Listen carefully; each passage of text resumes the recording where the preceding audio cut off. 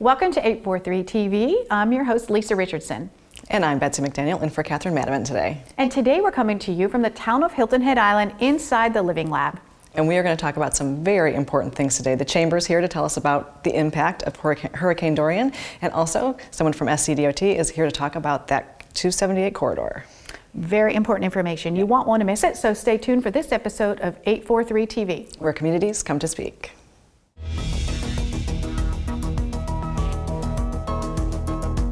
.843 TV, where the Low Country comes to speak.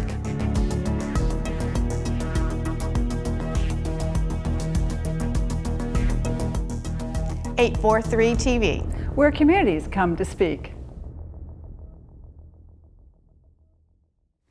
Welcome to 843 TV. We are at the town of Hilton Head in the Living Lab, and joining us first today is Charlie Clark, the Vice President of the Hilton and Island-Bluffton Chamber of Commerce. Yeah. Always good to have you on. Great to be here, thank you. Well, we feel like here we are again, post-hurricane time, and although our area had very, very little damage, there's quite a bit of economic impact. Let's talk about that. Oh, well, we're so thankful we didn't have more physical damage. How lucky are we? Yes, we live where we live in paradise, yes. And that's always a challenge and always the risk that we take living here. But we're so thankful. Obviously, our thoughts go out to those who were devastated so much worse than we had impact. But physical damage, no, here. Right. A lot of debris. Economic damage, yes, greatly. That is an issue that sometimes people don't understand. There's an economic storm before the storm. Yes. Even before impact, even before Dorian gets close to our shores, people start canceling trips. Corporate groups stop booking here. All of those things happen, and that has a huge impact on our local economy as well as our workforce. There are people who are out of work for that time frame too. Right. Yeah. When the mandatory evacuation is closed and called and everything goes down, that it does have a big economic impact, and we want to mitigate that impact as much as possible. So let's talk a little bit about what your role is in the response to before, during, after the storm. What are your responsibilities? I think it's kind of interesting because over the last 4 years, it's been every year. Yeah. And prior to that, it really had been a long time before. 126 years to be exact. Right. Wow. Right. But in between evacuations, it was more like 10 or 15. But still, now it's been kind of all on top of each other. So what is your role in trying to mitigate that as best as possible? Well, I think people will be surprised to know that we actually have someone at OpCon 1. We have someone in the bunker in emergency management 24 hours a day. We have a chamber staffer in there because we serve as the official liaison to the business community from the EOC. And when you think about what does that mean? How does that matter to business? Well, when you look at our hotels and resorts and the 2.6 million visitors we get here a year, there's a direct line between hotel GMs and those folks, because if you're coming in from Chicago and they call a mandatory evacuation, what do you do? How does it get handled? So we work as the official liaison with the business community to make that happen. And also as the designated marketing organization, it's our role to ensure that people understand that there's no physical damage, that the coast is clear, come on back. You would be amazed at the number of phone calls we received. Well, first of all, cancellations, the hotels closed down. But then the number of phone calls that we received saying, is my hotel still there? Can I come back? Is it still standing? Should I cancel my vacation? Is there a tree through my villa? I mean, when people see national news, they get a different perception because they're showing the worst of the worst. So if you're in an area that remains untouched, you often, you often don't get that message out. But so after a storm, what we immediately do, the town very fortuitously put into effect a thing called the Crisis Marketing Fund for times just such as this. So we had a photographer on the ground on Friday, the day after the storm, an AP photographer taking photos of, look, folks are on the beach, because people were on the beach. You go down to Coligny, people were on the beach. People are on the golf course. People are coming back. We took photos of Hudson's at 5 o'clock that night, which was packed. The deck was packed. So it's our role to get the message out there as quickly as possible for people to see on social media, digital media, public relations efforts that, it's okay.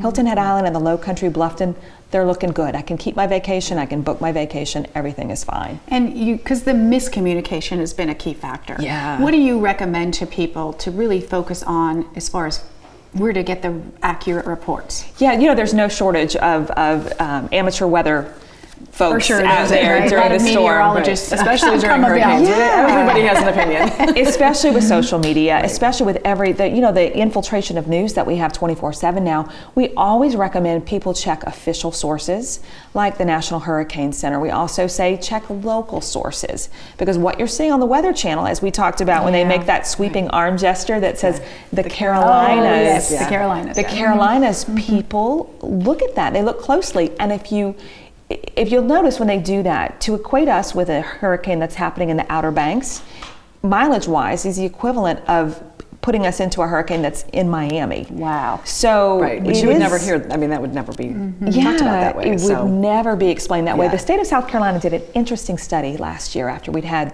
3 close calls and hurricane situations. They surveyed travelers and said, what do you think the damage was? What are your perceptions of the damage last year? The vast majority thought that South Carolina had taken a direct hit last year.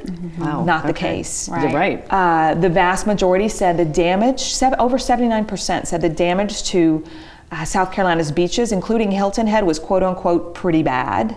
So those are the perceptions you're dealing with. And when a picture is worth 1,000 words, we just want to get that imagery out there as quickly as we can and get it out in the marketplace. The state of South Carolina is doing the same thing. They've done a huge comprehensive campaign that we're running side by side with them simultaneously. The more voices we have out there, the better to say South Carolina is open for business and the coast is clear. State of the Region is coming up October 1st, right around the corner, and one of your keynote speakers does have a little experience with this type of thing. Tell us about that. He's got a little experience. Mayor Joe Riley, beloved, was Charleston's mayor for 40 years, one of the longest running mayors in the United States. And if you remember Hugo, he was there for Hugo. And really, the Renaissance of Charleston is part of his leadership and his legacy. So we're really excited to have him here for State of the Region, which, as you know, it's a cornerstone event. I think we've been doing it for like 30 years when you look at the time. It's 750 of our closest friends for lunch, coming on down. So we always have a keynote speaker, and this year I think there's a lot of lessons. What can America's #1 island and one of America's most beloved small towns learn from America's #1 city? So he's going to talk a little bit about that experience and what we can take away from that. And great opportunity to hear from the mayor of Bluffton, the mayor of Hilton Head Island. We're hearing from county council chairman, and we're also hearing from the Hardeeville mayor. And we asked our members, what do you want to know about? What are the top 3 issues you think are important to this community? And they spoke and told us what those are, and that's what our leaders are going to talk about that morning. You curious? You want to know? I do. I was just about to say, can you leak some of this? A little bit Yeah, I bet you can guess maybe number one. Number one is growth management. MSNBC noted us as the 23rd fastest growing area in America. In this area. So people want to know, how are we going to manage that? You don't have to look far in Bluffton to see that things are booming. So, and Hilton Head as well. There's growth going on everywhere. So growth is a big one. And then I think what one of your speakers later is going to be talking about, which is infrastructure, our roads, the 278 corridor. What are we doing? How are we going to handle that influx of traffic? And you'd be surprised, ironically, it's not something we hear a lot from visitors because they're coming from Chicago and New York and other areas. But there's a quality of life issue for locals. Yes. It really, really makes a difference on folks commuting onto the island and off the island and just throughout the area. So it's almost sometimes a deal breaker, trying to make a choice between, do I go on the island for this job if I live in Bluffton, or because the fear of the morning commute can be challenging. Big impact on the workforce, absolutely. And folks on the island, businesses are feeling that. They do, in many cases, have to pay a little bit more to get people to cross that bridge in the morning. And we're so thrilled that the 278 Corridor Committee and the towns, everyone is looking at this in a comprehensive way. We could fix the bridge, but look, let's look at it a little more holistically. Let's look at the impact all up and down that corridor, and folks are going to have an opportunity to voice their opinion on what they think about that as well. So it's great. I think it's a community working together at its best on that. Yeah. So what else can we expect for the fall and the winter from the Chamber? Fall's busy time. Fall is when we really crank it up. We've got the Thrive Conference coming up. Thrive Conference for Women. It's our 3rd annual in partnership with SCORE. That's coming up in late September, and registrations are going fast for that, as well as State of the Region. So if you go to HiltonHeadBlufftonChamber.org, you get all the information, register for everything, and get all the information you need. Plus, I think it's important to note the weather, to me, in October, the fall is Oh my gosh, the best. the best. It's my still favorite time. warm, the humidity's down, not as crowded, so it's a great time if you're watching as a visitor, thinking about coming, great place to come for the fall season. Yeah, it is a little funny to see people walking around in flip-flops with pumpkin spice lattes, but you know, We make it work. Yeah, we make it work. exactly. It's the beauty of life on the beach and life in the low country. Yeah. Any other little sneaks into later in the year as we get to towards the end of the year? All I It's have to just- say is Chamber Ball, the yes. Oscars of the Low Country coming around the bend, and Back to the Future. We have a theme for that. Wow, Back to the Future. we've heard it here. You've heard it here Here first, first, folks. that's Yeah, Back to the Future, a little 80s evening we're going to have, so it'll be fun. Excellent. Well, thank Yeah. you so much for being with us, Yeah, Charlie. And there's thanks. a lot more to come, specifically about the 278 corridor, so please make sure you stay with us on 843 TV.